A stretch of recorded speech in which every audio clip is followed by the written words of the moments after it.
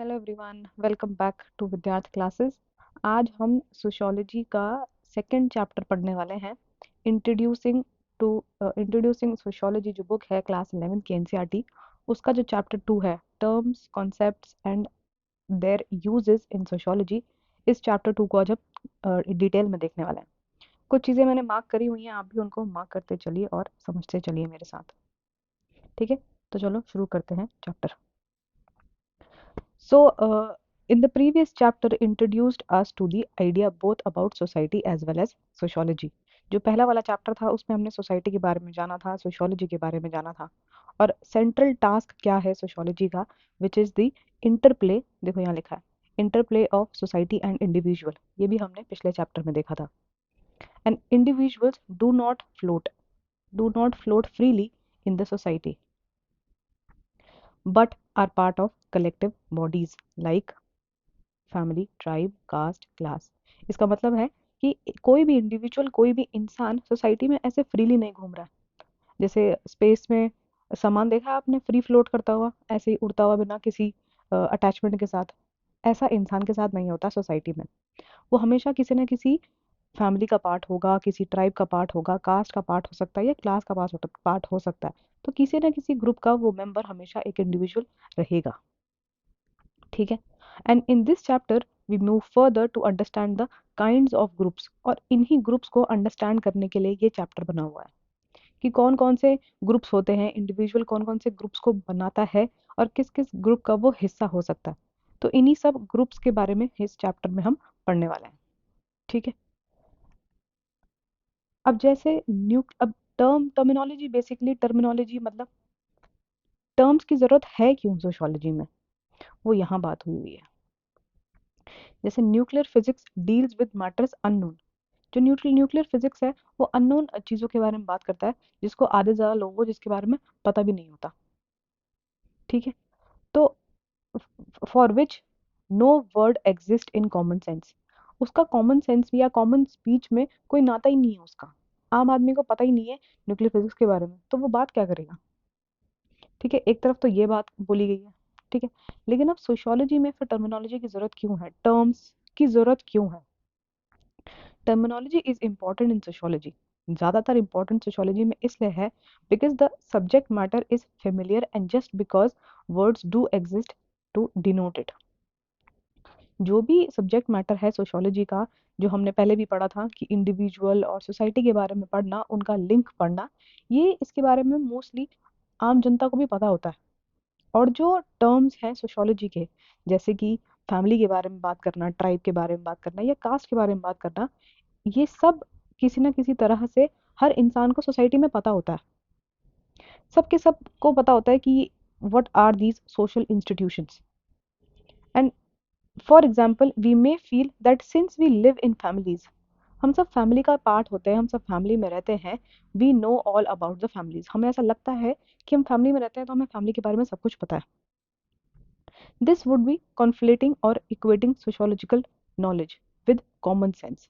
और यही जो हम जो सोचते हैं, कॉमन सेंस आदमी जो सोचता है कि जो वो जानता है फैमिली के बारे में वही एक सोशियोलॉजिकल व्यू पॉइंट है, यहीं पे वो कॉमन सेंस से सोशियोलॉजी को जोड़ देता है। लेकिन सोशियोलॉजिकल अंडरस्टैंडिंग हर एक ऐसे कॉन्सेप्ट को लेके बहुत ही ज़्यादा अलग है। यही वो समझाना चाह रहे हैं कि टर्मिनोलॉजी इसीलिए इम्पॉर्टेंट है, स्पेशली सोशियोलॉजी में, क्योंकि हर इंसान को सोसाइटी में लगता है कि फैमिली के बारे में, कास्ट के बारे में हम सबको पता है, लेकिन वो एक कॉमन सेंस नॉलेज होती है। इसीलिए और सोशियोलॉजी में सोशियोलॉजिस्ट को ये टर्म्स पढ़ना, ये कॉन्सेप्ट पढ़ना बहुत ज़्यादा ज़रूरी है। ठीक है, अब आगे चलते हैं।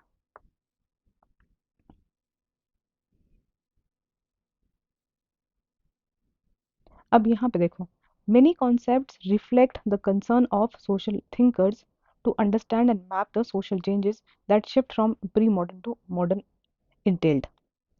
जितने भी कॉन्सेप्ट्स हम इस पूरे चैप्टर में पढ़ने वाले हैं, वो किसी ना किसी बड़ी थ्योरी से रिलेट होते हैं, किसी ना किसी बड़े थिंकर से उनका एक नाता है। And just as there are different kinds of individuals and groups in society, so are different kind of concepts and ideas. भिन्न भिन्न प्रकार के लोग आपको सोसाइटी में दिख जाएंगे, उसी तरीके से बहुत डिफरेंट टाइप्स के कॉन्सेप्ट्स और आइडियाज सोशियोलॉजी में हैं। एंड इसी इन्हीं कॉन्सेप्ट से there are different ways to understand society. इन्हीं कॉन्सेप्ट से सोसाइटी को ही समझने में बहुत बहुत तरीके के हमें व्यू पॉइंट्स मिलता है। The early stage of sociology's emergence there were contrary and contesting understanding of society. जब सोशियोलॉजी का इमरजेंस ही हो रहा था एज एन डिसिप्लिन, तब बहुत ज़्यादा कॉन्फ्लिक्टिंग और कॉन्ट्ररी आइडियाज इमर्ज हो रहे थे सोसाइटी की डेफिनेशन को लेके। जैसे कि एक बहुत फेमस थिंकर है कार्ल मार्क्स। कार्ल मार्क्स का एक बहुत इंपॉर्टेंट कंट्रीब्यूशन है क्लास एंड कॉन्फ्लिक्ट को लेके। ये उनके की कॉन्सेप्ट्स हैं। एंड एक और बहुत इंपॉर्टेंट सोशियोलॉजिस्ट है एमाइल डर्कहाइम। इनके बड़े फेमस टर्म्स हैं जैसे सोशल सॉलिडारिटी, कलेक्टिव कंसाइंस। ये सब टर्म्स आप आगे आगे पढ़ते जाओगे, बट बस यहाँ पे समझ लो कि कौन सा किसका एक की कॉन्सेप्ट है। कार्ल मार्क्स का class and conflict. Karl Marx हमेशा का क्लास एंड कॉन्फ्लिक्ट के बारे में बात करते हैं क्योंकि वो एक कॉन्फ्लिक्ट थ्योरिस्ट हैं। ये कॉन्फ्लिक्ट थ्योरिस्ट हैं। रही बात एमएल डर्कहाइम की, वो एक फंक्शनलिस्ट हैं। इसीलिए वो हमेशा सॉलिडारिटी की बात करेंगे, एकता की बात करेंगे, क्योंकि एमएल डर्कहाइम एक फंक्शनलिस्ट हैं। ओके। और pre post world war two period sociology was greatly influenced by the structural functionalist. इन्हीं का ही जैसे कि आप ये कह सकते हो कि इन्हीं का ही दबदबा था जब सोशियोलॉजी इमर्ज ही हुआ था सेकेंड वर्ल्ड वॉर के बाद। और इनके हिसाब से जो ये फंक्शनलिस्ट हैं, ये सोचते हैं कि हमेशा सोसाइटी में, हमेशा समाज में एक एकता बनी रहती है, हमेशा शांति रहती है, हमेशा लोग मिलजुल के खुशी से रह रहे होते हैं। There is an essential harmony. और वहीं जो ये कॉन्फ्लिक्ट पर्सपेक्टिव कार्ल मार्क्स का है, इनका ये कहना है कि सोसाइटी में हमेशा झगड़ा ही चलता रहता है। हमेशा दो दो क्लासेस होंगी और इनके बीच में हमेशा कॉन्फ्लिक्ट रहेगा और हमेशा ये लड़ते ही रहेंगे। सोसाइटी कभी भी शांति से नहीं रह सकती। ये कार्ल मार्क्स का आइडिया है और ये दो तरीके के आइडियाज यहाँ पे बताए गए हैं। ठीक है।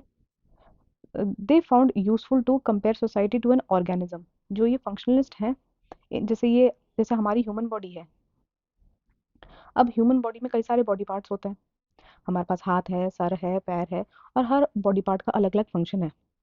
वैसे ही ये जो फंक्शनलिस्ट हैं, ये सोसाइटी को भी एक ऑर्गेनिज्म की तरह समझते हैं, जिसके डिफरेंट डिफरेंट पार्ट्स हैं एंड डिफरेंट डिफरेंट पार्ट्स के अपने अपने फंक्शन हैं, जैसे हमारी ह्यूमन बॉडी के होते हैं।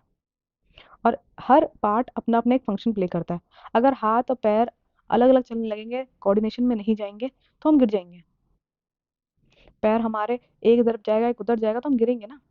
तो अगर कोऑर्डिनेशन नहीं होगा, तो यही फंक्शनलिस्ट भी कहते हैं कि अगर कोऑर्डिनेशन नहीं होगा तो सोसाइटी टूट जाएगी, सोसाइटी खत्म हो जाएगी। इसीलिए हर एक पार्ट सोसाइटी का जो होता है, हर एक पार्ट अपना अपना काम करता है ताकि एक मेंटेन कर सके एक पूरे होल को। ठीक है। वहीं दूसरी तरफ कॉन्फ्लिक्ट थ्योरीज जो मार्क्स की दी हुई है, saw society is essentially a conflict ridden, जो मैंने आपको बताया अभी। And within sociology some try to understand human behaviour by starting with individual at a micro interaction. काफ़ी सोशियोलॉजिस्ट हैं जो इंडिविजुअल और उसके इंटरेक्शंस को देखते हैं, और कई लोग ऐसे हैं जो मैक्रो स्ट्रक्चर्स को देखते हैं सोशियोलॉजी में, जैसे कि क्लास एक बड़ा कॉन्सेप्ट है, कास्ट, मार्केट। कुछ लोग ऐसी चीज़ों को देखते हैं सोशियोलॉजी में, और कुछ लोग इंडिविजुअल के इंटरेक्शन को देखते हैं, इंडिविजुअल लेवल पे क्या हो रहा है। And concepts such as status, role begin with the individual. जो लोग इंडिविजुअल के बारे में पढ़ते हैं, इंडिविजुअल के बारे में बात करते हैं, उनका इम्पोर्टेंट रह जाता है इंसान के रोल के बारे में बात करना, कि उसका क्या रोल है, क्या महत्व है सोसाइटी में। उनका फोकस ये रहता है। जो लोग मैक्रो बड़ी चीज़ों को देखते हैं, वो बात करते हैं कास्ट को लेके, क्लास को लेके। ठीक है। Concept such as social control, stratification begin from the larger context. जो लोग बड़ी बड़ी चीज़ों को देखते हैं, कास्ट, क्लास, वो लोग स्ट्रैटिफिकेशन की बात करेंगे। कैसे सोसाइटी में कुछ लोग बहुत ऊपर होते हैं, कुछ लोग बहुत ही नीचे तबके के होते हैं। ठीक है। Classification and types that we discuss in sociology help us and are the tools through which we can understand reality.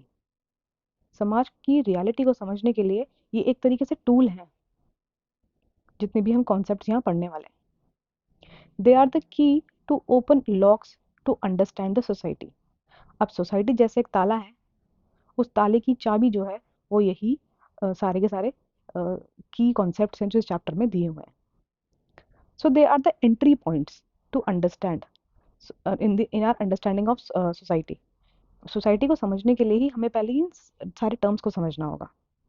And what if the key becomes rusted और बेंट, या अगर क्या पता ये चाबी ही खराब हो जाए, टूट जाए, या फिट ही ना हो उस ताले में, तभी तब हम कैसे समझेंगे सोसाइटी का? अगर सब कॉन्सेप्ट्स पलट जाएं, चेंज हो जाएं, विद टाइम चीज़ें चेंज होती हैं, तो अगर ये हो जाए तो in sociology we both use also constantly interrogate and question the concept. तो जो क्वेश्चन के जो सॉरी जो कॉन्सेप्ट ऑलरेडी बन चुके हैं, वो ऐसा नहीं है कि आज बन गए तो ये ऐसे ही रहेंगे हमेशा सालों सालों तक। इनको क्वेश्चन में लाया जाता है, सोशियोलॉजी में बार बार इनके ऊपर काम किया जाता है, ताकि नई नई फाइंडिंग्स हमें पता चलती रहे। ठीक है। And different kind of definition और कॉन्सेप्ट्स और even just different views about the same social entity. ठीक है। For example conflict theory versus functionalist theory, this multiplicity of approaches is particularly acute in sociology. बहुत तरीके के आपको perspectives मिलेंगे sociology में। अभी तो हमने सिर्फ फंक्शनलिस्ट और कॉन्फ्लिक्ट पर्सपेक्टिव देखा है यहाँ पे, बहुत मिलेंगे। ठीक है। अब ऐसे ही आगे बढ़ते हैं। और इतने सारे कॉन्सेप्ट्स क्यों मिलते हैं हमें सोशियोलॉजी देखने के लिए? क्योंकि for society itself is very diverse. जब सोसाइटी में ही इतनी डाइवर्सिटी है, इतनी प्रकार की कास्ट है, इतने प्रकार के रिलीजन है, खासकर इंडियन सोसाइटी बहुत ज़्यादा डाइवर्स है, इसीलिए जो उसके अंदर कॉन्सेप्ट्स होंगे वो भी कोई एक तरह के थोड़ी होंगे, कोई भी एक पर्सपेक्टिव थोड़ी होगा। जितने लोग उतने पर्सपेक्टिव, उतने व्यू पॉइंट। ठीक है। Now we will discuss here and there in these divergent views. अब यहाँ बात कर लेते हैं कॉन्सेप्ट्स की। ठीक है। Social groups and society. So sociology is the study of human social life. ये हमने पहले भी पढ़ा था कि सोशल लाइफ की स्टडी करना है सोशियोलॉजी। ठीक है। A defining feature of human life is that humans interact, हम लोग आपस में इंटरैक्ट करते हैं, बात करते हैं, कम्युनिकेट करते हैं और कंस्ट्रक्ट करते हैं social collectivities. The comparative and historical perspective of sociology brings two apparently innocuous ideas. Human groups and collectivities exist. The second, that the type, group, and the collectivities are different in different societies. Any gathering of people does not necessarily constitute a social group. हर gathering, हर लोग जहाँ इकट्ठे हो जाते हैं उसका मतलब ये नहीं कि वो एक सोशल ग्रुप है। अब आप मेट्रो के लिए वेट कर रहे हो, एक ग्रुप में खड़े हो, लोगों के साथ खड़े हो, तो वो तो झुंड हुआ ना। वो तो आप किसी को जानते थोड़ी हो उस ग्रुप में, या पहचानते थोड़ी हो। तो जब कोई जान पहचान नहीं है तो वो एक सोशल ग्रुप नहीं होता। इसीलिए यहाँ लिखा भी हुआ है कि हर तरीके की gathering not necessarily is a social group. Aggregates are simply collections of people who are at the same place at the same time. जैसे मैंने आपको बताया, अगर आप किसी बस का वेट कर रहे हो या मेट्रो का वेट कर रहे हो, ट्रेन का वेट कर रहे हो, तो बस आप साथ में खड़े हो उन लोगों के साथ, क्योंकि आप एक पर्टिकुलर प्लेस में खड़े हो, एक पर्टिकुलर टाइम में खड़े हो उन लोगों के साथ। But you do not share any definite connection, कोई कनेक्शन ही नहीं है आपके बीच में। यहाँ पे लिखा भी हुआ देखो, example, passenger waiting for the at the railway station or at the airport. Such aggregates are therefore termed at quasi groups. इनको quasi group बोलते हैं। जैसे क्राउड, क्राउड को एक quasi group बोलते हैं। ठीक है। तो quasi group क्या होता है? जब ऐसे एक क्राउड में लोग ऐसे ही बस रैंडमली खड़े होते हैं, इनके बीच में कोई इंटरेक्शन नहीं है। ठीक है। इसे बोलते हैं quasi group। अब बढ़ते हैं आगे। Quasi group is an aggregate or a combination which lacks structure or organization. कोई organization ही नहीं है उसके अंदर। ठीक है। मेंबर्स में बी अनअवेयर, उनको पता ही नहीं है कि वो, या less aware of the existence, उनको पता ही नहीं चलता कि हम कोई ग्रुप का मेंबर भी बन रहे हैं। तो जब कोई अवेयरनेस ही नहीं है तो कैसे वो ग्रुप बन सकता है कोई? सोशल क्लासेस एग्जाम्पल्स हैं ये। Social classes, status group, age, gender groups, crowds can be seen as examples of quasi group. अब एज ले लो, अगर आप आज 21 साल के हो, तो 21 साल में पूरे देश में कितने सारे लोग होंगे? तो आप सबको थोड़ी जानते हो, गिने चुने अपने क्लासमेट्स को जानते होंगे बस। तो जब आप सबको जानते ही नहीं हो, तो ऐसे इसीलिए एज ग्रुप एक क्वाजी ग्रुप है, क्योंकि आपके बीच में कोई कनेक्शन ही नहीं है, आप अवेयर ही नहीं हो कि कितने सारे लोग होंगे 21 साल में। ऐसे ही जेंडर, बहुत बड़ा है जेंडर, बहुत सारे लोग होंगे किसी एक जेंडर में, कोई मेल होगा कोई फीमेल होगा, लेकिन सबको थोड़ी जानते होगे आप। ठीक है। तो क्वाजी ग्रुप्स में well become social groups in time and in specific circumstances. अब वो एक सोशल ग्रुप में कन्वर्ट जरूर हो सकता है, क्वाजी ग्रुप। कैसे कन्वर्ट होगा? For example, individuals belonging to a particular social class or caste or community may be or may not be organized as a collective body. They may yet to be infused with the we feeling. अब जैसे आज तो आप नहीं जानते एक दूसरे को, जैसे आप कोई कास्ट का ग्रुप ले लो, आप आज सबको नहीं जानते, सबके साथ नहीं मिलते, बट धीरे धीरे क्या पता एक टाइम के बाद आप मेजोरिटी लोगों को जानने लगो, आपके अंदर एक वो फीलिंग आ जाए। सोशल ग्रुप तब बनता है जब आपके अंदर एक वी फीलिंग आ जाए कि हाँ आप जानते हो एक दूसरे को, आप कनेक्टेड फील करते हो। जहाँ ये वी फीलिंग आ जाए, हाँ कि भाई हम मैं जानता हूँ, हम एक हम है, ये सब हम, अभी तक सिर्फ मैं होता है, इसमें क्वाजी में होगा कि मैं हूँ, मी होता है यहाँ पे, क्योंकि आप सिर्फ खुद को जानते हो। वी फीलिंग तब आती है जब आप सबको जानते हो या मोस्टली लोगों को जानते हो। तो अब हम, हमारे बारे में जब हम बात करने लगते हैं, हम एज अ ग्रुप, तब एक सोशल ग्रुप बनता है। ठीक है, अब यहाँ देखो कैरेक्टरिस्टिक्स लिखे हुए हैं सोशल ग्रुप के, इनको रट्टा मार लेना ऐसे का ऐसे ही। सोशल ग्रुप कैरेक्टरिस्टिक्स देखो, persistent interaction to provide continuity. Interaction चलता रहता है, आज मिलोगे, कल मिलोगे, परसों मिलोगे, महीने में 2 बार मिलोगे या 4 बार मिलोगे, बट एक कंटिन्यूटी बनी रहती है। एक स्टेबल पैटर्न है, सेंस ऑफ बिलोंगिंग है, आपको लगता है कि हाँ आप इस ग्रुप को बिलोंग करते हो। ठीक है, conscious of the group itself और its own set of rules, आपको पता है उस ग्रुप जिसके आप मेंबर हो, उसका कोई एक रूल है, उसके कुछ अपने रिचुअल्स हैं, कुछ सिद्धांत है उस ग्रुप के। तो आप एक उस ग्रुप के मेंबर होने का आपको एक फीलिंग आती है, आप महसूस कर पाते हो कि आप उस ग्रुप का मेंबर हो। एक शेयर्ड इंटरेस्ट होता है। ठीक है, acceptance to common norms and there is a definite structure. ठीक है, ये कुछ क्वालिटीज होती है एक सोशल ग्रुप के बनने की। तो a social group thus refers to a collection of continuously interacting, ये शॉर्ट फॉर्म में लिख दिया इन्होंने बस, continuously interacting persons who share common interest, culture, values, norms within the given society। ठीक है, वो लोग जो आपस में रोज बात कर पाते हैं, या कुछ नहीं तो बहुत कंटिन्यूसली फ्रीक्वेंटली बात कर पाते हैं एक दूसरे से, एक इंटरेक्शन बना रहता है, और जिनके बीच में एक कॉमन इंटरेस्ट होता है, कल्चर, वैल्यू, नॉर्म्स, ये सब लोग जो कॉमन लोग शेयर करते हैं, वो एक सोशल ग्रुप बनाते हैं।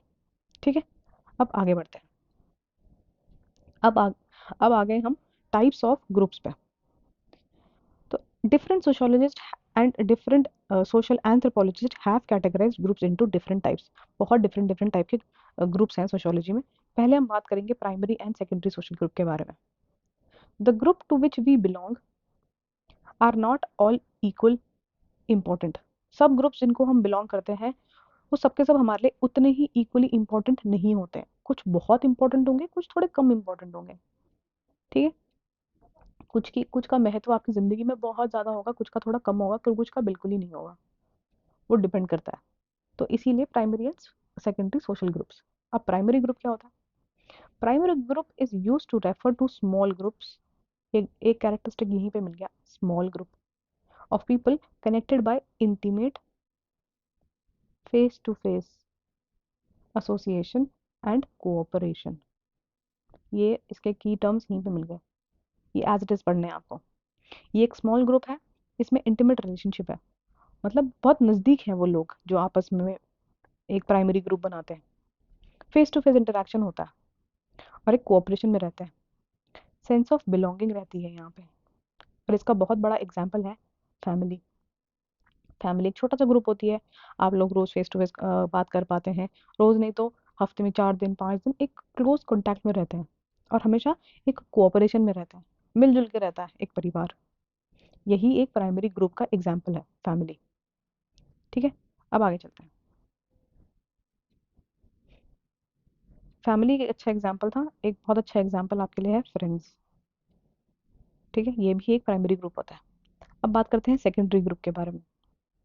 Secondary groups are relatively large in size, बड़े होते हैं सेकेंडरी ग्रुप्स।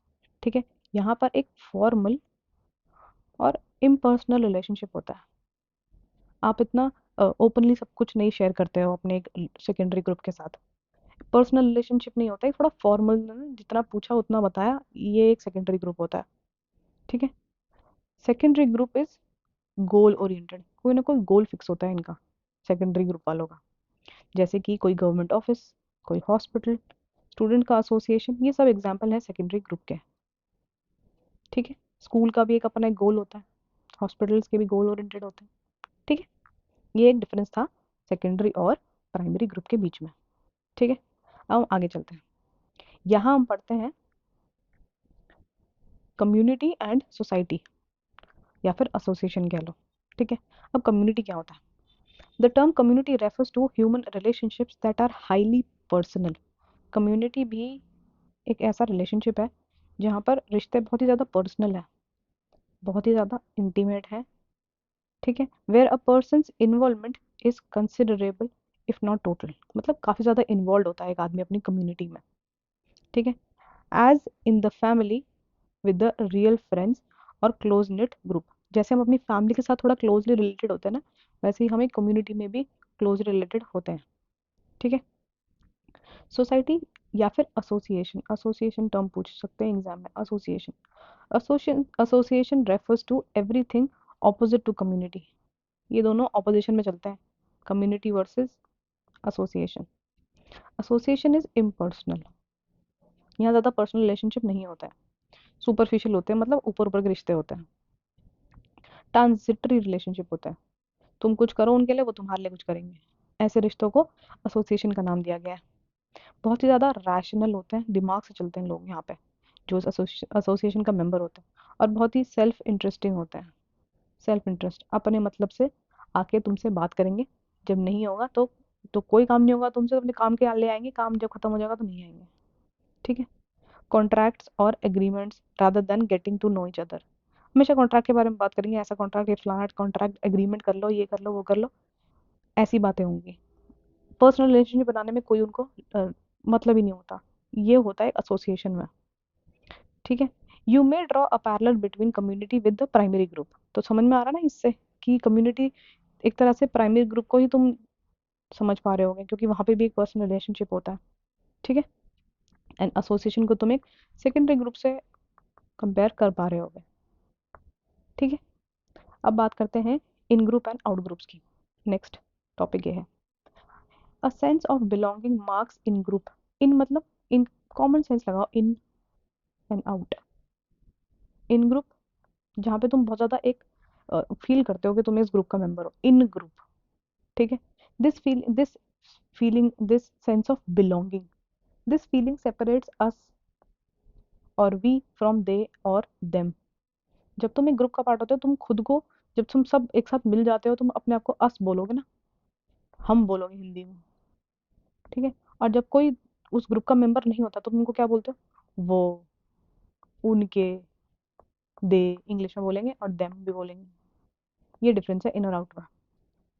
ठीक है, तो children belonging to a particular school में फॉर्म एन इन ग्रुप। जब हम एक स्कूल का पूरे स्कूल का एक पार्ट होता है, जैसे कोई भी स्कूल ले लो, डीपीएस ले लो, दिल्ली में तो डीपीएस फेमस है, या कोई भी स्कूल ले लो, तो जैसे डीपीएस के सब बच्चे होते हैं, वो सोचते हैं हम एक ग्रुप का पार्ट है, हम सब डीपीएस वाले बच्चे हैं। या केवी के बच्चे होते हैं, तो उनको लगता है अरे हम केवी वाले हैं, तो एक इन ग्रुप बन जाता है, as against to those who do not belong to the school. अब केवी वाले जो सब आपस में होंगे, ये एक इन ग्रुप बना रहे होंगे, जो भी केवी में पढ़ते होंगे। और जो डीपीएस वाले होंगे वो अपने बना रहे होंगे इन ग्रुप। लेकिन केवी वालों के लिए ये डीपीएस वाले एक आउट ग्रुप है, वैसे ही डीपीएस वालों के लिए ये केवी वाले बच्चे एक आउट ग्रुप हो गए। ठीक है, समझ, यहाँ से तो समझ ही गए होंगे अब। ठीक है, an out group on the other hand is one to which the member of an in group do not belong. यही मैंने समझाया अभी। ठीक है, migrants are often considered as out group. जब किसी भी सोसाइटी में, किसी भी सिटी में कोई बाहर से रहने आता है, जैसे समझ लो यूपी में है लोग, आप यूपी में है, और कोई बिहार से कोई आके रहने लग जाए, तो आप उसको माइग्रेंट बुलाते हो ना, कि ये बाहर से रहने आए हैं। तो इनके बीच में भी एक, ये इनके लिए ये आउट ग्रुप मेंबर है, बिहार वाले, यूपी वालों के लिए। ठीक है, इतना तो ईजी है, समझ में होगा। ठीक है, अब आगे बढ़ते हैं। Actual definition of who belongs and who does not belong change over time. अभी बदलता रहता है। आज, अब जैसे मैंने ये डीपीएस और केवी वाला एग्जांपल दिया, अब आज तुम एक इन ग्रुप बना के बैठे हुए हो, क्योंकि आज तुम केवी का मेंबर हो। कल तुम्हारा एडमिशन डीपीएस में हो गया, अब ये तुम्हारा इन ग्रुप नहीं रहा, अभी तुम्हारा आउट ग्रुप बन जाएगा, तुम डीपीएस के मेंबर हो चुके हो अब। ठीक है, बदलता रहता है विद टाइम, ये चीजें बदलती रहेंगी कि तुम कौन से ग्रुप का मेंबर हो। ठीक है, अब आगे बढ़ते हैं। नेक्स्ट है रेफरेंस ग्रुप। क्या होता है? For any group of people there are always other groups whom they look up to and aspire to be like। जैसे इसका मतलब ये है कि हमेशा जैसे आप यहाँ हो, या कोई आपका पूरा एक ग्रुप है, आप लोग एक, चलो ये मान लो ये आपके दोस्तों का सर्कल है, ठीक है, और यहाँ ऑपोजिशन में एक और दोस्तों का सर्कल है, आप लोग एक ही स्कूल में हो मान लो। तो हमेशा ये देखा जाता है कि अगर आपसे ज्यादा इस ग्रुप में, जो आपका ग्रुप है, उससे ज्यादा इंटेलिजेंट बच्चे अगर दूसरे ग्रुप में हैं, तो हमेशा आप एस्पायर करोगे कि आप भी उनकी तरह बनो, उनकी तरह दिखो। कोई बहुत फेमस होगा इस ग्रुप में, तो सब उसको कॉपी करने की कोशिश करेंगे कि हम भी ऐसे ही बनते ताकि हम भी फेमस हो सकें। उसे कहते हैं रेफरेंस ग्रुप, जब आप उसकी तरह बनना चाहते हो। ठीक है, the group whose life style are emulated are known as reference group. अब यहाँ तो मैंने एग्जांपल दिया कि आप फेमस होना चाहते हो। सोसाइटी में ऐसा होता है कि कई सारे ग्रुप्स होते हैं जो उनको, जैसे कुछ ग्रुप्स होते हैं जिनके मेंबर बहुत ही ज्यादा पैसे वाले होंगे या बहुत ही ज्यादा उनका अच्छा लाइफस्टाइल होगा, उस लाइफस्टाइल को कॉपी करेंगे कुछ लोग। तो इन लोगों के लिए ये जो ग्रुप है ये एक रेफरेंस ग्रुप कहलाता है। ठीक है, we do not belong to our reference groups, हम रेफरेंस ग्रुप का मेंबर नहीं होते हैं। ठीक है, हम, रेफरेंस ग्रुप हमारे सामने होता है, उसको देख के रेफरेंस, हम उसकी रेफरेंस लेते हैं। ठीक है, but we do identify our selves with that group. Reference groups are important sources, किस लिए? Information about culture, lifestyle, aspiration and goal attainments. आपकी एस्पिरेशंस बढ़ती हैं उस ग्रुप को देख के कि आपको भी वैसा बनना है, उसे कहते हैं एक रेफरेंस ग्रुप होना। ठीक है, यहाँ पे एग्जाम्पल दिया हुआ है, जैसे कि in the colonial period many middle class Indians aspire to behave like the proper Englishman. जब कॉलोनियल पीरियड था, ब्रिटिश एरा था, तब कई सारे मिडिल क्लास के इंडियंस ऐसे थे जो इंग्लिशमैन की तरह दिखना चाहते थे, बनना चाहते थे। उनके लिए जो इंग्लिशमैन थे वो एक रेफरेंस ग्रुप थे। ठीक है, but this process was gendered. ये जो पूरा प्रोसेस था ना रेफरेंस ग्रुप वाला, ये जेंडर्ड था उस टाइम पर। जेंडर्ड मतलब भेदभाव किया जाता था औरतों और मर्दों के बीच में, जब ये रेफरेंस ग्रुप देखते थे ये कॉलोनियल लोगों को, मतलब ब्रिटिशर्स को, जब ये एक रेफरेंस ग्रुप की तरह ट्रीट करते थे, तो बट ये एक जेंडर्ड चीज थी। Often Indian men wanted to dress and dine like the British man, but wanted the Indian women to remain Indian. खुद तो आदमी ब्रिटिशर्स की तरह बनना चाहते थे, उनकी तरह दिखना चाहते थे, लेकिन औरतों पे ये रूल अप्लाई नहीं हो रहा था। औरतें वो चाहते थे कि वो इंडियन ही रहें। उसका मतलब है, इसका मतलब ये, यहाँ से ये मतलब है, इट वॉज जेंडर्ड का मतलब है ये। नेक्स्ट हम बात कर लेते हैं पीयर ग्रुप्स के बारे में। अब peer group, this is a kind of primary group, क्योंकि यहाँ पे एक बहुत ही क्लोज बॉन्ड होता है, formed between individuals who are either of similar age, ये कैरेक्टरिस्टिक है, और हुज कॉमन प्रोफेशन ग्रुप बनता है। अब आप ही के एज ग्रुप के जो जितने भी लोग साथ में होंगे, वो एक पीयर ग्रुप बनाते हैं, दोस्तों का ग्रुप, या फिर कोई एक सेम प्रोफेशन में जो लोग होंगे वो एक पीयर ग्रुप बना रहे होंगे। पीयर प्रेशर एक चीज होती है। Peer pressure refers to the social pressure exerted by one's peers on what one ought to do and one ought not to do। ये peer pressure ज्यादातर टीनेजर्स में देखा जाता है, जब उनका एक पीयर पीयर ग्रुप होता है, सब एक ही एज के घूम रहे हैं, मान लो 20 20 20 साल के हैं ये सब। कुछ लोग कूल बनने के लिए सिगरेट पियेंगे या अल्कोहल पियेंगे। ठीक है, और इनको देख देख के और भी लोग कोशिश करते हैं सिगरेट पीने की, अल्कोहल लेने की। और कुछ लोग तो फोर्स करते हैं कि अरे पी ले, कुछ नहीं होता, अरे पी ले पी ले। तो जब ये लोग इस प्रेशर में आ जाते हैं, इसको पीयर प्रेशर करते हैं, पीयर प्रेशर कहते हैं। When the pressure is exerted by one's peers, जब वही एज ग्रुप के लोग तुमको प्रेशर करने लगे, उसको पीयर प्रेशर बोलते हैं।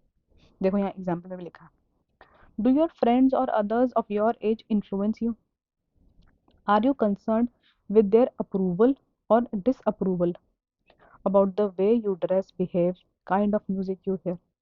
होता है जब तुम एक ग्रुप का मेंबर होते हो, अपने फ्रेंड्स को देखते हो, उनको देख के लगता है कि ये कपड़े ठीक है, ये बाल ठीक है, ये ऐसे बैठना ठीक है, तो तुम लोगों के अप्रूवल का वेट करते हो। यही एक प्रेशर पीयर ग्रुप में भी होता है।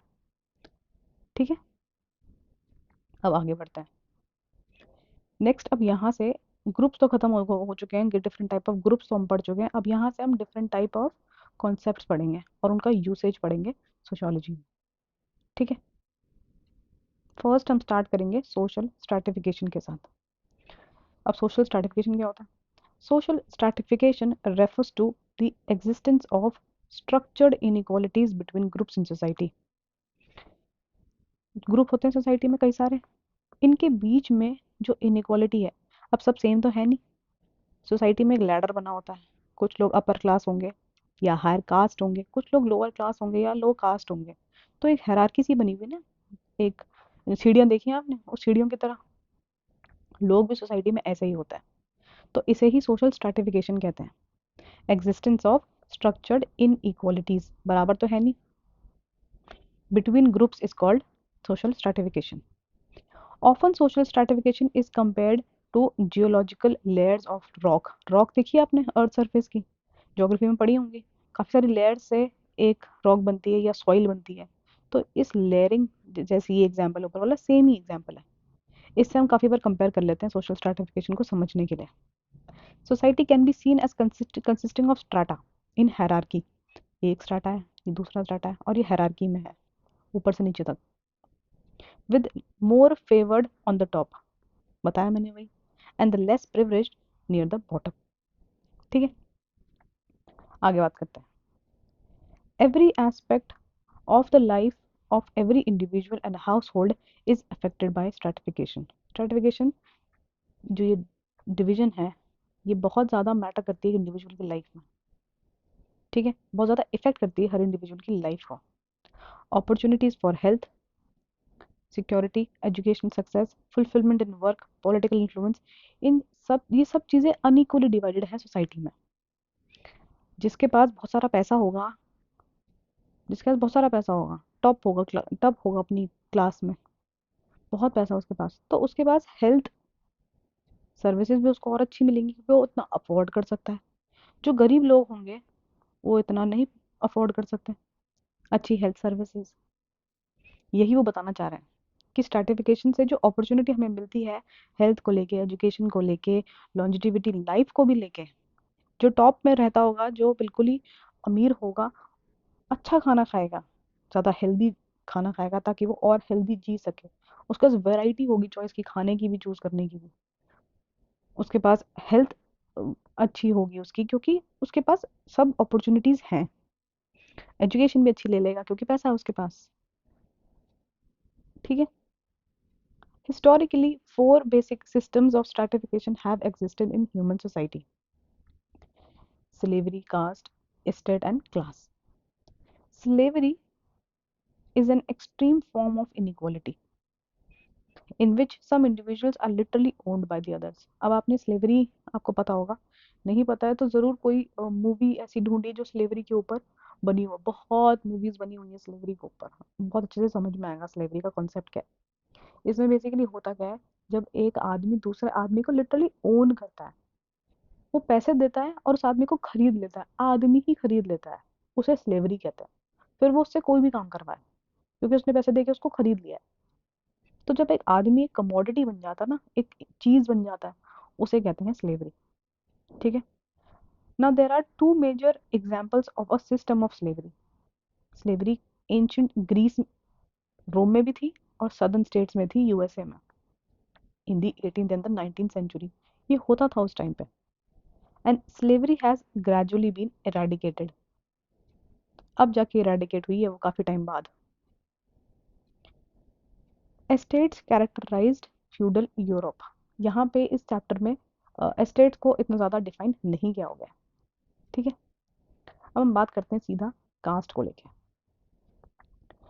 In a caste stratification system, an individual's position totally depends on the status attributes ascribed by birth rather than one which were achieved. अब कास्ट में क्या होता है, तुम पैदा होते हो अपनी कास्ट के साथ, यू आर बोर्न विद, तो तुमने कुछ अचीव नहीं करा है वहां पे, तुमको मिली है वो। तो स्टेटस का जो पूरा खेल है कास्ट में, वो तुम्हारे सिर्फ वहां पे पैदा होने से है, कुछ अचीव नहीं किया है। ठीक है। In traditional India different caste formed a hierarchy of social precedence. Each position in the caste structure was defined in terms of its purity or pollution. अब कास्ट सिस्टम चार थे। कास्ट सिस्टम में चार लोग होते हैं, बी, के, वी और S. Brahmins, Kshatriyas, Vaishyas and Shudras. Untouchables बिल्कुल ही इस सिस्टम से ही बाहर होते हैं। ये कास्ट सिस्टम है, इसके बाहर हैं ये लोग। अब ये चार कास्ट हैं, जो सबसे टॉप पे है वो सबसे ज्यादा प्योर है, ब्राह्मण्स या the priestly class, they are the purest. और जो सबसे नीचे हैं अनटचेबल्स, इनको पोल्यूटेड बोलते हैं, कि ये लोग प्योर नहीं है। ठीक है। और इनके बीच में एक हायरार्की भी है। ठीक है। Most pure the Brahmins, the priestly class, caste sorry, are the superior, सबसे ऊपर यही है। ठीक है। And Panchamas are sometimes called the outcast, are inferior, untouchables. The traditional system has four varnas, ब्राह्मण, क्षत्रिय, वैश्य एंड शूद्र, जो हम अभी बात कर चुके हैं। ठीक है। In reality there are innumerable occupation based caste. अब तो बहुत सारी जातियां हो गई हैं। ये जो है ये तो ट्रेडिशनल सिस्टम था। ठीक है। Each caste system in India has undergone considerable changes. अब तो बहुत चेंज हो गई है कास्ट। एंडोगैमी एंड रिचुअल, आगे चलते हैं। Endogamy and ritual, endogamy, endogamy and ritual avoidance of contact with other members, so called low caste, were considered critical for maintaining purity. अपनी वो प्योरिटी मेंटेन करने के लिए एंडोगैमी एक कॉन्सेप्ट होता है। एंडोगैमी का मतलब होता है शादी अपने ही ग्रुप के अंदर। मतलब जो पंडित है, जो ब्राह्मण्स है वो अपने ही ब्राह्मण कम्युनिटी के अंदर शादी करेंगे, जो क्षत्रिय हैं वो क्षत्रियों में शादी करेंगे। इसे कहते हैं एंडोगैमी। ताकि मिक्स मिक्स ना हो कास्ट। जो प्योर है, जो ब्राह्मण सबसे प्योर है वो प्योर ही रहे, कोई मिक्सिंग नहीं होनी चाहिए। ठीक है। Changes brought in by urbanisation inevitably change this. Urbanisation आ गया। अब सब लोग फैक्ट्रीज में काम करते हैं, मेट्रो में जाते हैं, बसों में जाते हैं। अब वहां थोड़ी है कि कौन पंडित है और कौन नीची कास्ट का है। वहां तो सब बराबर है, सब एक ही जैसे जा रहे हैं। तो अर्बनाइजेशन ने बहुत ज्यादा चेंज किया है इस कास्ट सिस्टम को, चैलेंज किया है बिल्कुल सामने से। अब जैसे सोशियोलॉजिस्ट ए आर देसाई का कहना है, modern industries brought into modern cities. Restaurants हो गए, थिएटर खुल गए, बसेस, रेलवेज है। These catered to the workers, the middle classes became crowded in the cities with persons belonging to all caste. सब तरीके के लोग आ गए सिटीज में। अब इंटरेक्शन तो हो गई, एक ही रेस्टोरेंट में बैठना है, थिएटर है, सब कॉन्स्टिट्यूशनल भी सब इक्वल है। तो ये भी नहीं कर सकते कि तुम उनको निकालो उनको निकालो, अब सब बैठे हैं। In trains and buses, one occasionally rubbed shoulders with members of the depressed classes. Should not, however, be possessed, supposed that caste has vanished. But वो कह रहा है कि इसका मतलब ये नहीं है कि अर्बनाइजेशन की वजह से कास्ट जो है खत्म हो गई है। कास्ट खत्म नहीं हुई है, अभी भी है। ये कहना है ए आर डिसाई का। ठीक है। अब आगे बढ़ते हैं। While change did take place, discrimination was not so easily to do away with. Caste को तो काफी हद तक चेंज कर लिया गया है, लेकिन डिस्क्रिमिनेशन नहीं चेंज हुआ है। परमार ऑब्जर्व्ड, अब ये पढ़ो, they will not even drink water from our hands and they sometimes use abusive language. Lower caste के हाथ से अपर क्लास पानी तक नहीं पीते हैं। ये परमार की ऑब्जर्वेशन है। This is because they feel and believe that they are superior. उनको लगता है कि वो बहुत ज्यादा ऊंचे स्थान पे बैठे हुए हैं, इसीलिए ये सब कुछ नहीं करेंगे। No matter how we feel, how well we dress, they are not prepare to accept certain things. उनका कहना है कि हम कितनी भी अच्छे कपड़े पहन लें, कुछ भी खा लें, कुछ भी कर लें, वो चेंज नहीं करेंगे। अपर कास्ट अपने आप को हमेशा ऊपर का ही दर्जा देंगे, हमें कभी बराबरी का दर्जा नहीं देंगे। Even today acute caste discrimination exist. कभी न्यूज़पेपर खोल के देखोगे ना, एक हफ्ते में 3 से 4 केसेस जरूर मिल जाएंगे कास्ट बेस्ड डिस्क्रिमिनेशन के। आज भी कई आर्टिकल्स में आता है कि किसी गांव में अपर कास्ट ने लोअर के साथ ऐसा किया, वैसा किया, कई बार आता है।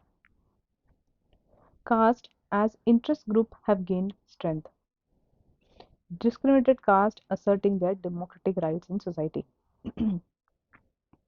एक पार्टी बनाई हुई है अखिलेश यादव जी ने, वो यादव की पार्टी है पूरी। ऐसा नहीं कि सब यादव उनको सपोर्ट करते हैं, कई होंगे जो नहीं भी सपोर्ट करते होंगे, बट उन्होंने एक अपनी एक अलग तरीके से अपनी पॉलिटिकल पार्टी खड़ी करी है। तो ये एक तरीके से कास्ट का यूटिलाइजेशन किया है उन्होंने for asserting their democratic rights. एक स्ट्रेंथ बनाई उन्होंने और एक पार्टी खड़ी करी है अपनी कास्ट की, अपनी जात के लोगों के लिए। ठीक है, अब आगे हम बात कर लेते हैं क्लास के बारे में। Many attempts to explain caste, अभी तक बहुत लोगों ने क्लास को एक्सप्लेन करने की कोशिश करी है।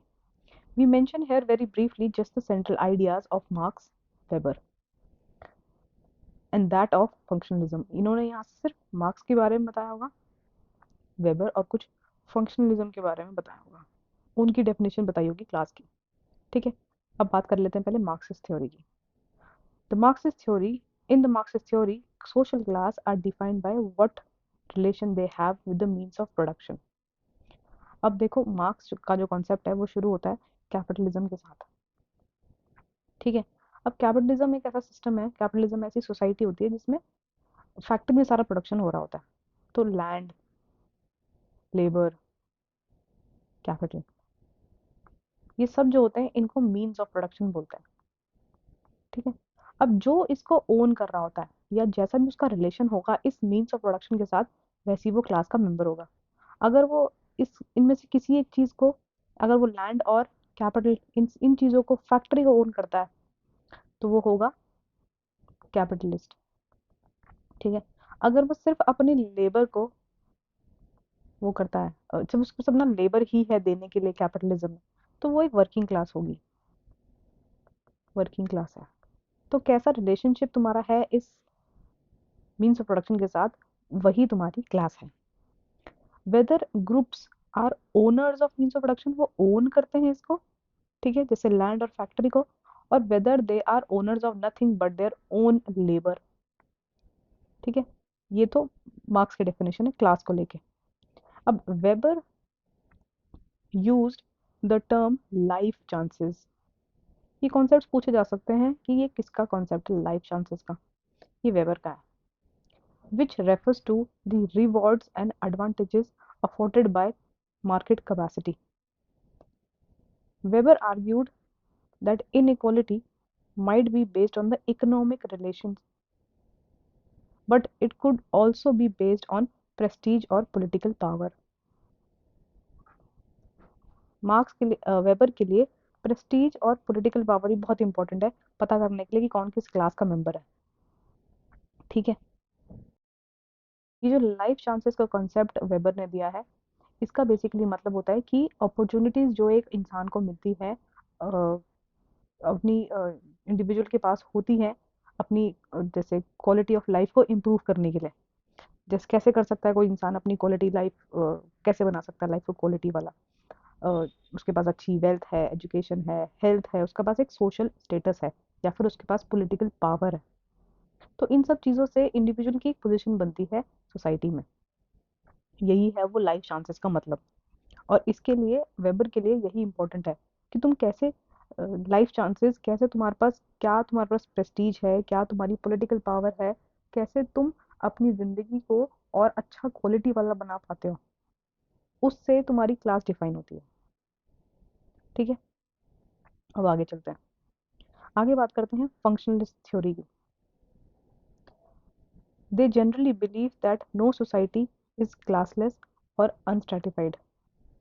हर सोसाइटी में ऐसा नहीं है कि कोई भी सोसाइटी क्लासलेस होगी, हर सोसाइटी में एक ना एक क्लास आपको जरूर मिलेगी।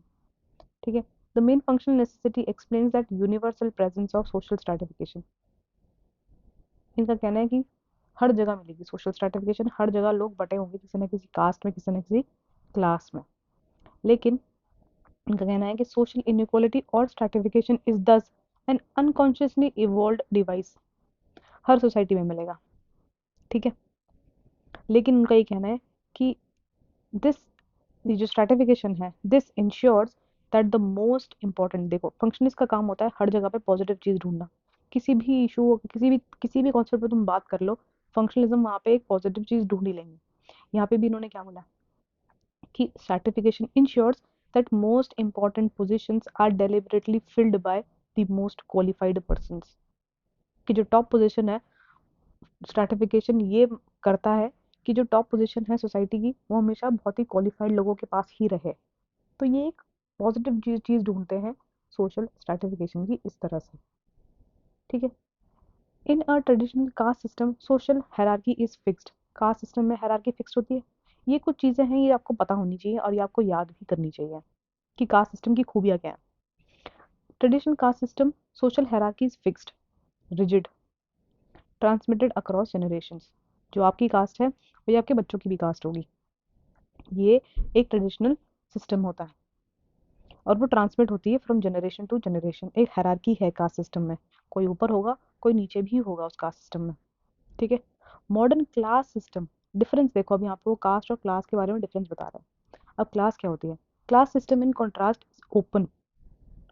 अगर आपने ज़्यादा पैसा कमा लिया, अगर आप अभी यहाँ हो लोअर स्ट्रेटा में हो क्लास के, आप एक मिडिल क्लास हो, चलो मान लो, आप बहुत पैसा कमा के बहुत मेहनत करके आप एक हाई क्लास आदमी बन सकते हो, क्योंकि ये सिस्टम एक ओपन सिस्टम है।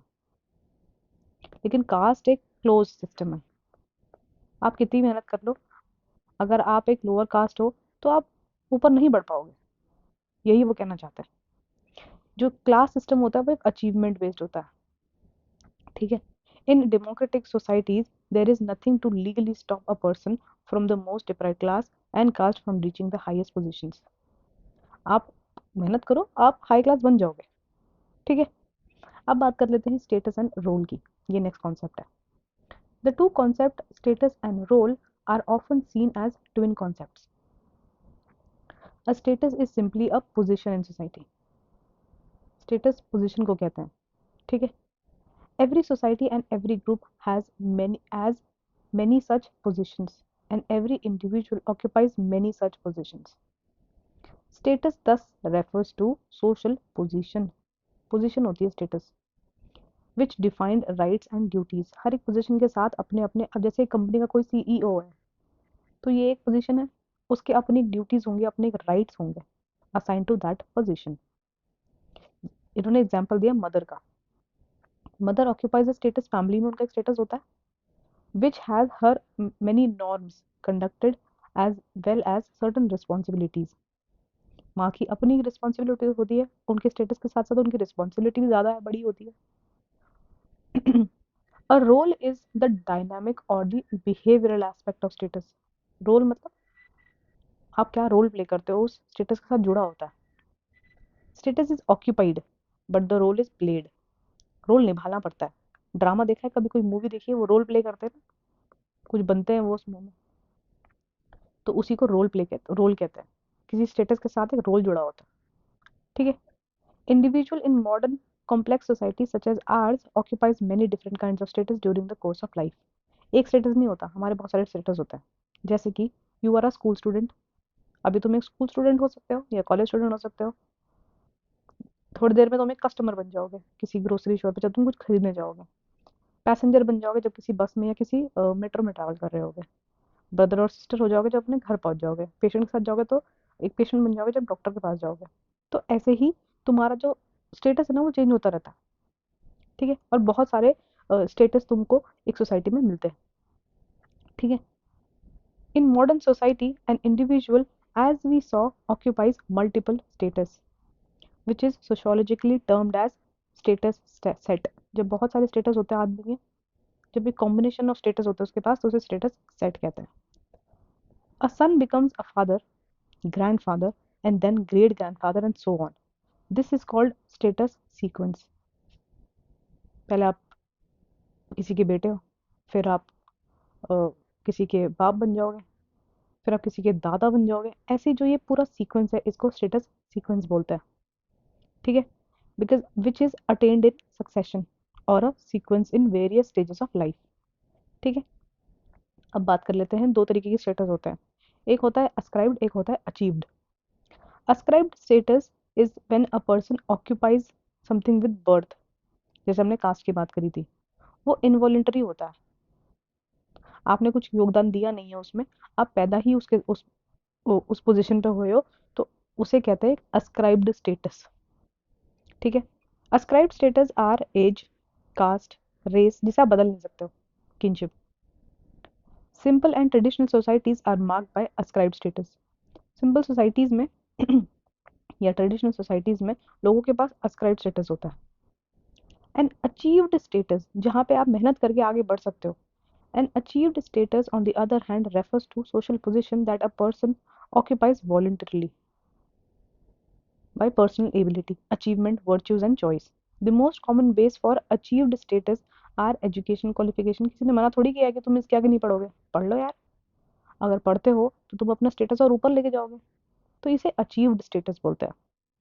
वैसे ही income, professional expertise and modern societies are characterised by achievement. ठीक है। In traditional societies, your status was defined and ascribed at birth.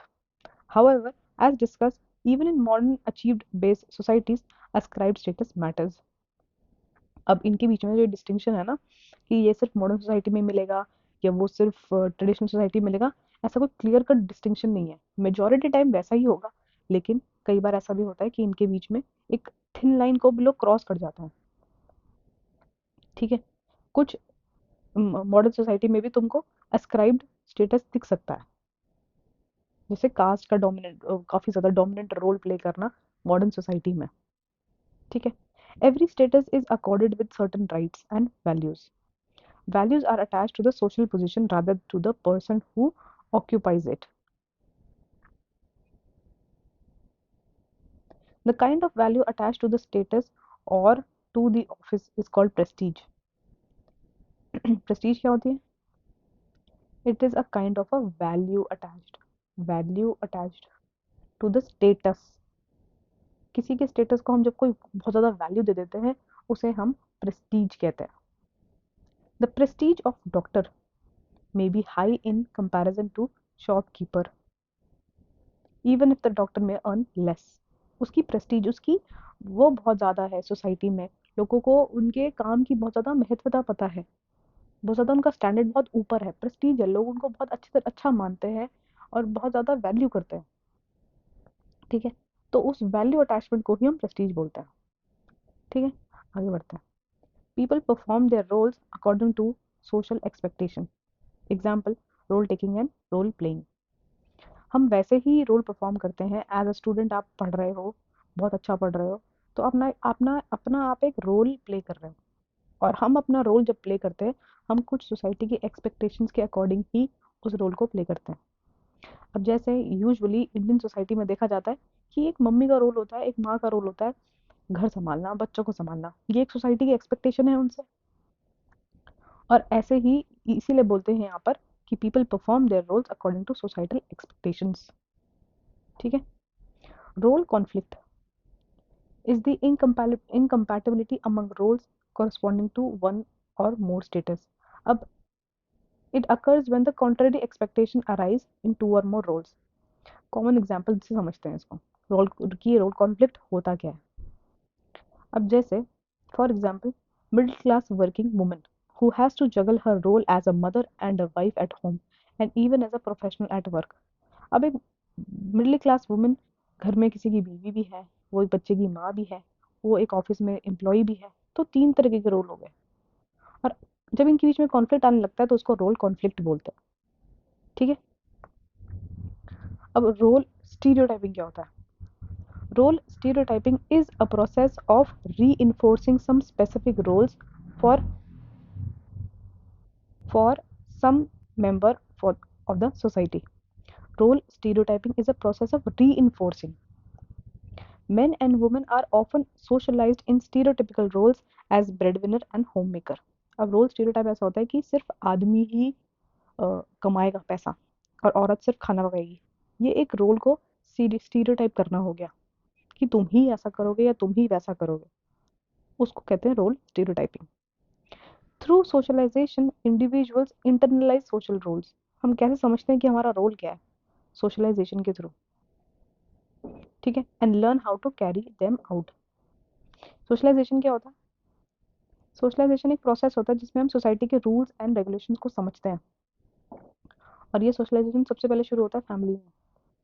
जब हम छोटे बच्चे होते हैं तो फैमिली ही हमको सोसाइटी के रूल्स एंड रेगुलेशंस के बारे में बताती है कि ऐसा समाज में अच्छा नहीं लगता, वो अच्छा नहीं लगता, ऐसे करना होता है, वैसे करना होता है, ये सोसाइटी या ये समाज को बहुत ज़्यादा पसंद आता है।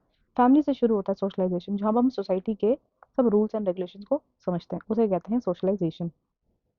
ठीक है, it suggest that individuals takes on roles rather than creating or negotiating them. Socialization is a process in which humans can exercise agency. They are not simply passive subjects waiting to be instructed. Individuals come to understand and assume social roles through an ongoing process of social interaction. हम social interaction से अपने roles को समझ पाते हैं. Role and status are not given and they are not fixed. हमारा कोई भी role, हमारा कोई भी status given नहीं है या कोई fixed नहीं है.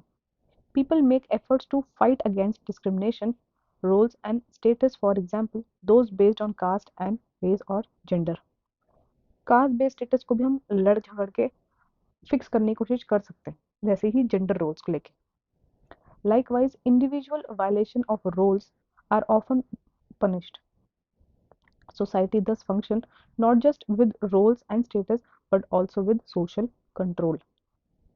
अगर तुम अपने रोल का सही से वो नहीं करोगे, सही से अपना रोल नहीं निभाओगे सोसाइटी में, तो तुम्हें पनिशमेंट भी मिलेगी।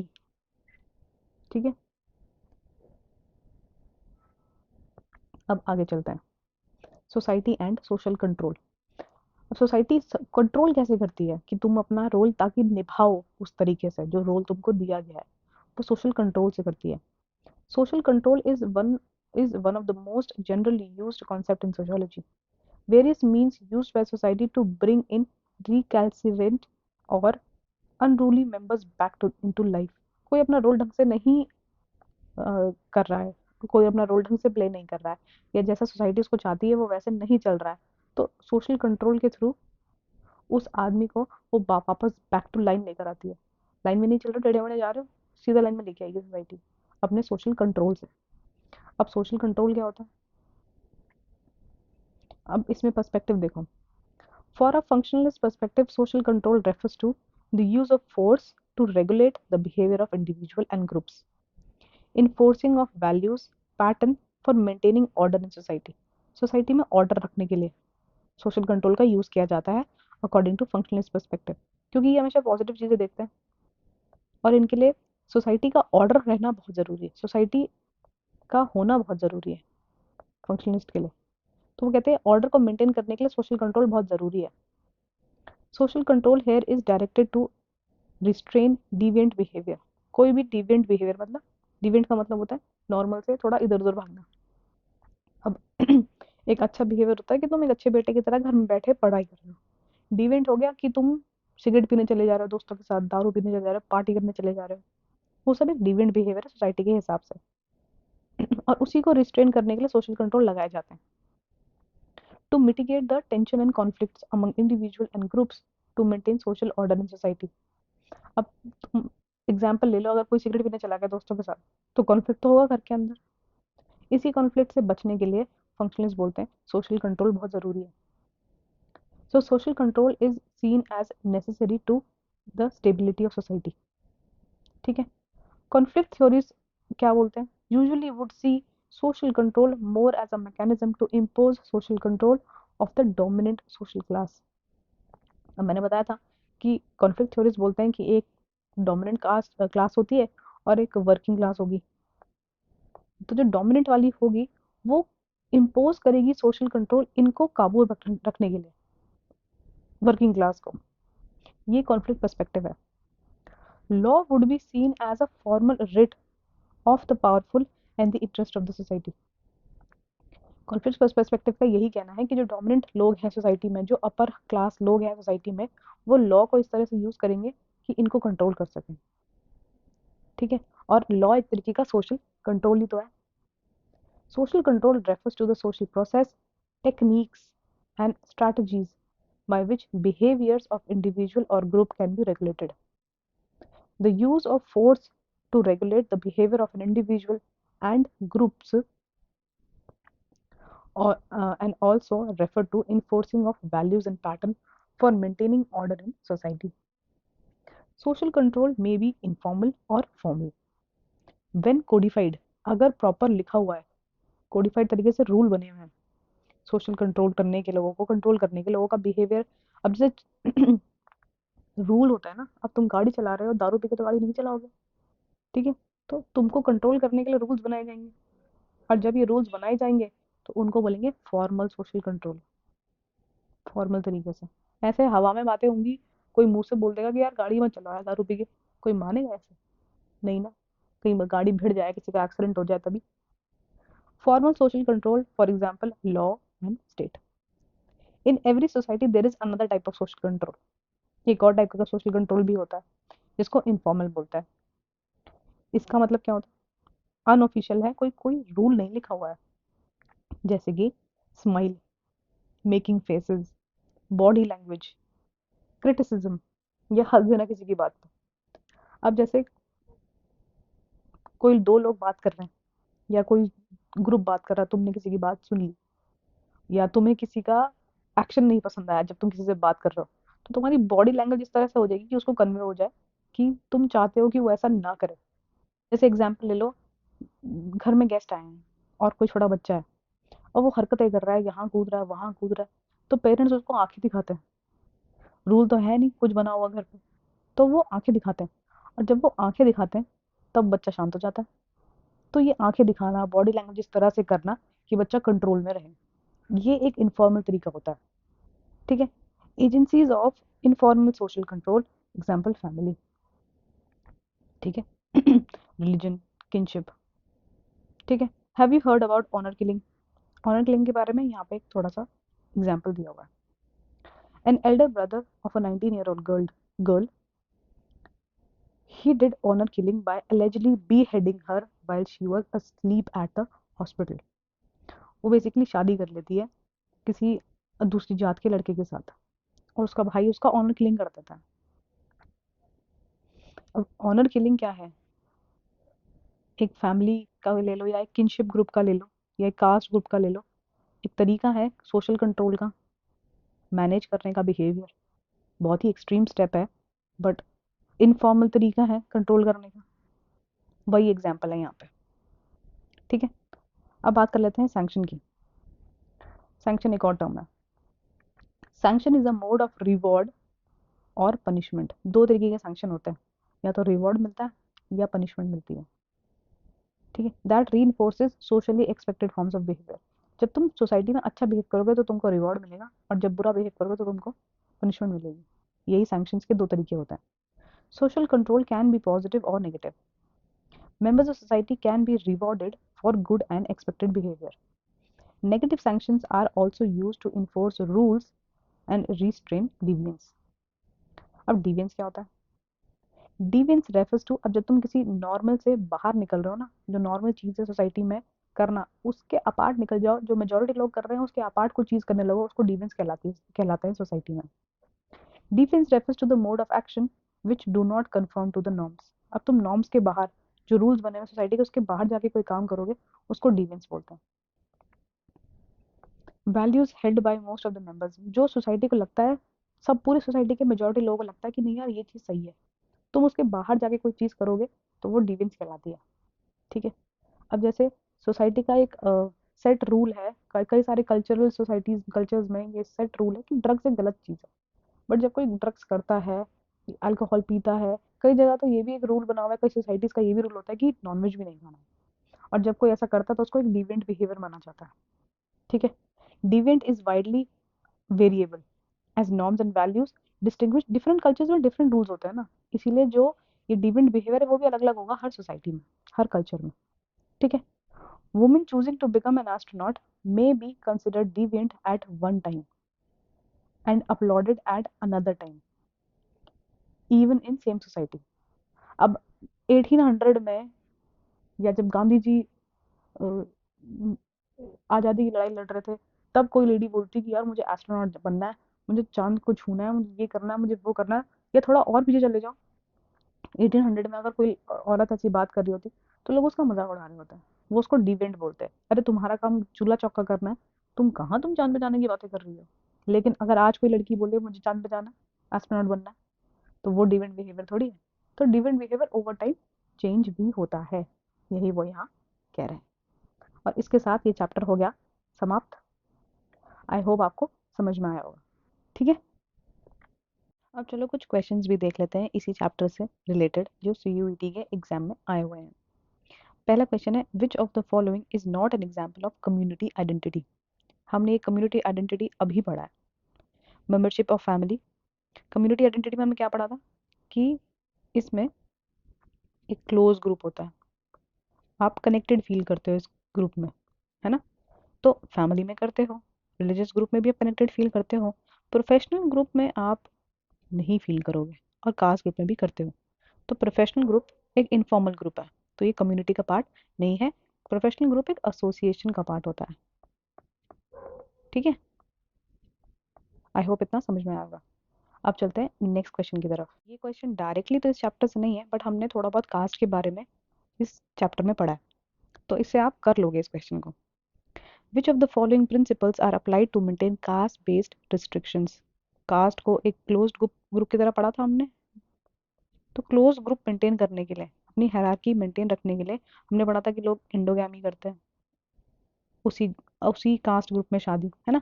तो ऐसे ऐसे कौन सी प्रिंसिपल्स हैं that are applied to maintain the caste system, अपने ही कास्ट को मेंटेन करने के लिए क्या वो अप्लाई करते हैं रिस्ट्रिक्शंस।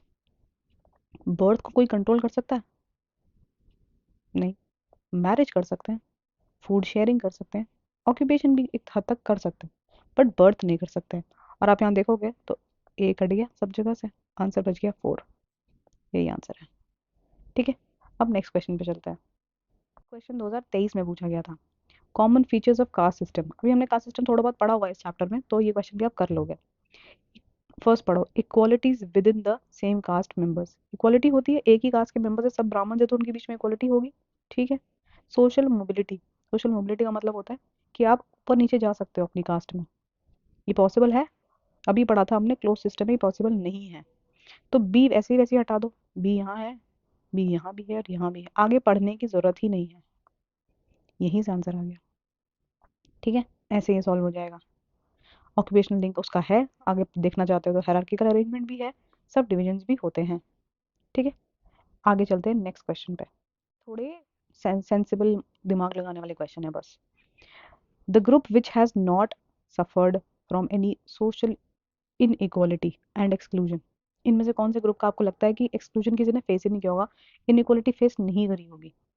दलित्स, दलित ने कभी ना कभी तो लोगों का ऑपरेशन झेला होगा, आदिवासीज ने भी झेला होगा, डिफरेंटली एबल डिसेबल्ड लोगों ने भी झेला होगा, अपर कास्ट ऐसे लोग होंगे जिन्होंने आज तक किसी की सोशल इनइक्वालिटी नहीं फेस करी होगी, तो आंसर होगा डी। ठीक है, अब चलते हैं नेक्स्ट क्वेश्चन की तरफ। देखो ये तो हमने इसी चैप्टर में पढ़ा है, arrange the fourfold division of society into the varna system. मैंने अभी बताया था आपको, ये रट लो, बी, के, वी और एस, यही है इसका ऑर्डर, ब्राह्मण्स, क्षत्रियस, वैश्यस एंड शूद्रस। अब लगा लोगे, पहले बी आएगा तो बी इन दोनों में आ रहा है, फिर आएगा क्षत्रियस, क्षत्रियस का क्या नंबर है डी, तो डी आएगा बाद के बाद, तो आंसर हुआ ए। ठीक है, का लास्ट क्वेश्चन है, देखो क्वेश्चन देखो, community identity is based on, community पे फिर से क्वेश्चन आया, community identity is based on birth and belonging, qualification and achievement, choice and competence, choice and negotiation. हमने पढ़ा था कम्युनिटी वी फीलिंग प्रोवाइड करता है, हम उसमें बिलोंग करते हैं, ऐसा हमें लगता है। जैसे कम्युनिटी को एक एग्जांपल उन्होंने प्राइमरी ग्रुप से भी जोड़ा था, हमने पढ़ा था प्राइमरी ग्रुप होता है ना। और प्राइमरी ग्रुप का हमने एग्जांपल क्या पढ़ा था, फैमिली, है ना। तो फैमिली में हम पैदा होते हैं, हम उसको बिलोंग करते हैं, तो यही हुआ ऑप्शन। ठीक है, ऐसे क्वेश्चंस को सॉल्व किया जाता है। ठीक है, और इसके साथ हमारा ये लेक्चर खत्म होता है। Thank you for watching, bye bye.